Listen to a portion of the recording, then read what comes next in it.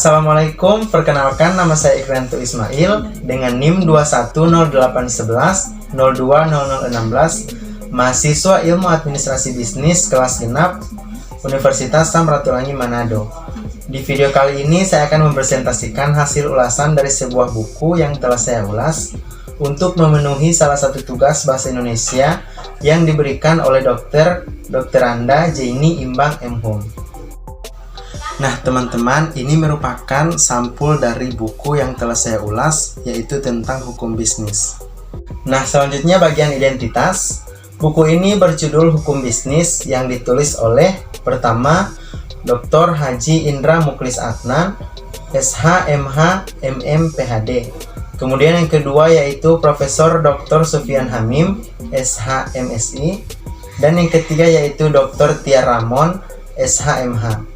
Buku ini diterbitkan oleh Trus Media Grafika pada tahun 2016 dan dilindungi oleh undang-undang.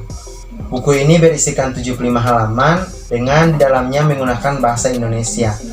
Nah, adapun warna dari sampul buku ini yaitu kombinasi antara warna coklat, hitam, kuning, dan warna putih. Masuk pada bagian orientasi. Buku ini ditulis oleh Dr. Haji Indra Muklis Adnan, SH, MH, MM, PhD. Beliau merupakan seorang dosen di Fakultas Hukum Universitas Islam Indragiri Unisi Tembilahan. Nah, yang kedua yaitu Profesor Dr. Sufyan Hamim, SH, MSI. Beliau merupakan seorang dosen dan guru besar tetap FISIP Universitas Islam Riau. Kemudian yang ketiga yaitu Dr. Tia Ramon, SH, MH. Seorang dosen tetap Fakultas Hukum Universitas Islam Indragiri Tembilahan dari tahun 2008 sampai sekarang. Teman-teman sekalian, buku ini merupakan buku yang menjelaskan bahwa di mana pentingnya hukum bisnis dalam melakukan atau mengatur dinamika bisnis agar berjalan dengan lancar, tertib, aman, sehingga tidak ada pihak-pihak yang dirugikan akibat adanya kegiatan bisnis tersebut. Selanjutnya bagian tafsiran isi. Buku berjudul Hukum Bisnis ini merupakan catatan sederhana penulis dalam mengeksplorasi wawasan dan pengalaman penulis sebagai praktisi bisnis maupun akademisi. Harapannya, hadirnya buku ini memberi wawasan dasar bagi pembaca, khususnya bagi pemula yang saat ini sedang concern terhadap dunia bisnis, pemahaman yang komprehensif terhadap hukum bisnis, tentunya akan mempermudah dalam menjalankan roda bisnis dan mampu meminimalisir terjadinya berbagai permasalahan hukum yang diakibatkan oleh permasalahan bisnis tersebut. Pada bab 1 dalam buku ini, penulis menjelaskan tentang pentingnya hukum bisnis bagi pelaku bisnis, di mana dalam melakukan bisnis tidak mungkin pelaku bisnis tersebut terlepas dari hukum. Karena hukum sangat berperan dalam mengatur bisnis, agar bisnis bisa berjalan dengan lancar, tertib, aman, sehingga tidak ada pihak-pihak yang dirugikan akibat adanya kegiatan bisnis tersebut. Nah, salah satu contoh hukum bisnis adalah Undang-Undang Perlindungan Konsumen Nomor 8 Tahun 1999. Dalam Undang-Undang Perlindungan Konsumen, dalam pasal tersebut diatur tentang kewajiban pengusaha mencantumkan label halal dan kadaluarsa pada setiap produk yang ia keluarkan. Dengan kewajiban tersebut, konsumen terlindungi kesehatannya karena ada jaminan perlindungan jika produk sudah kadaluarsa. Begitupun halnya dengan konsumen umat Islam, adanya label halal akan terjamin dari mengkonsumsi makanan haram. Pada bab 2, penulis memaparkan tentang hukum perdata dan hukum dagang, di mana penulis menjelaskan bahwa hukum perdata merupakan kaidah-kaidah hukum yang mengatur kepentingan-kepentingan khusus atau istimewa, atau kepentingan individu, atau kepentingan perseorangan. Nah, berdasarkan definisi subjektif tersebut, ketika individu atau perseorangan ingin memenuhi kepentingannya dengan melakukan hubungan atau interaksi dengan orang lain, nah maka kepentingannya diatur oleh hukum, agar kepentingannya tersebut tidak mengganggu dan merugikan kepentingan orang lain. Sedangkan hukum dagang pada dasarnya adalah jenis khusus dari hukum perdata.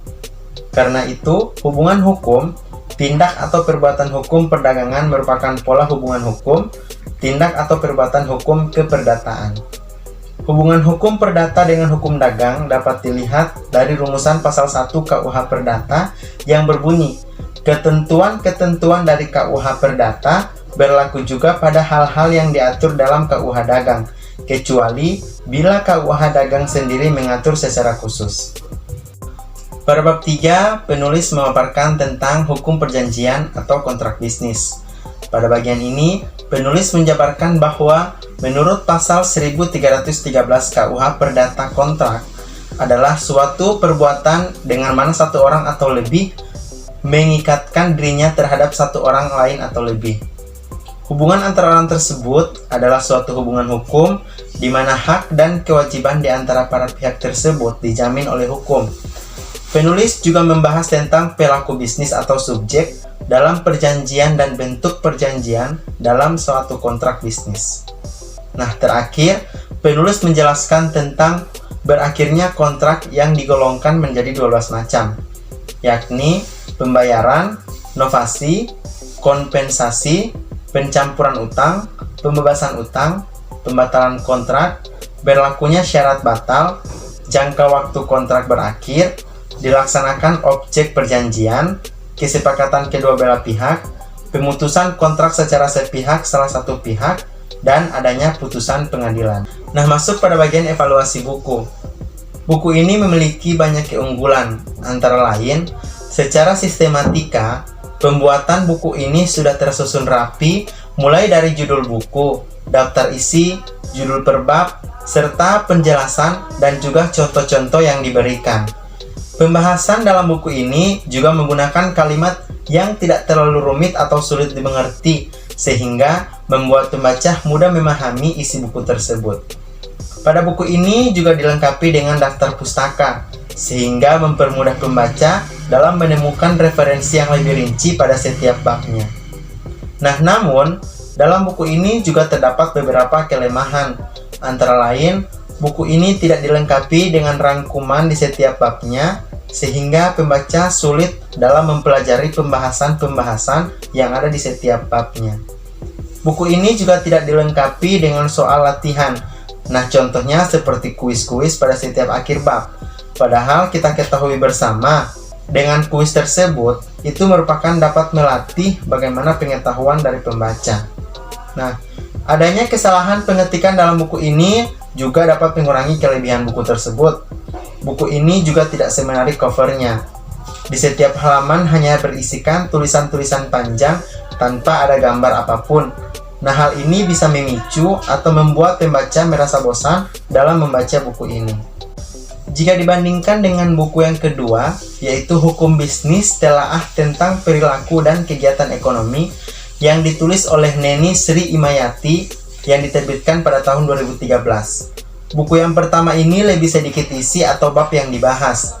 Nah, buku yang pertama hanya berisikan 75 halaman, sedangkan buku yang kedua ini yaitu tentang Hukum Bisnis Telaah tentang Perilaku dan Kegiatan Ekonomi berisikan 282 halaman. Namun secara fisik, buku ini menarik dibanding dengan buku yang kedua. Nah, di samping itu, kedua buku tersebut memiliki persamaan, yaitu sama-sama membahas tentang hukum bisnis yang berkaitan dengan aktivitas pelaku usaha dan ruang lingkup usahanya, untuk memperluas wawasan pembaca tentang hal-hal praktisi di bidang hukum dan bisnis. Terakhir, bagian rangkuman. Buku hukum bisnis ini sangat bagus dan sangat cocok dijadikan referensi bagi mahasiswa-mahasiswa yang ada di jurusan ilmu administrasi bisnis. Mengapa? Karena buku ini membahas tentang semua lingkup aspek hukum bisnis yang berkaitan dengan aktivitas pelaku usaha dan ruang lingkup usahanya, yang tentunya penting untuk diketahui. Karena seperti yang dijelaskan penulis dari pengantar buku tadi, yang mana tidak mungkin pelaku bisnis terlepas dari hukum. Karena sejatinya, hukum sangat berperan penting dalam mengatur dinamika bisnis agar berjalan dengan lancar, tertib, aman, sehingga tidak ada pihak-pihak yang dirugikan akibat adanya kegiatan bisnis tersebut. Walaupun masih ada beberapa kekurangan dalam penyusunan buku tersebut, tetapi buku hukum bisnis ini sangat layak untuk dijadikan buku pegangan, karena Selain informasi yang disajikan lengkap, penggunaan bentuk kalimat yang tidak rumit juga memudahkan pembaca memahami maksud kalimat dalam buku tersebut. Buku ini juga dapat menjadi inspirasi bagi pembaca dalam mengembangkan dunia bisnis yang sehat sesuai dengan visi pembangunan bangsa yang sejahtera. Sekian video presentasi dari saya. Semoga apa yang telah saya paparkan tadi dapat menambah wawasan untuk teman-teman sekalian. Jika ada kata-kata yang salah, mohon dimaafkan. Terima kasih dan sampai jumpa.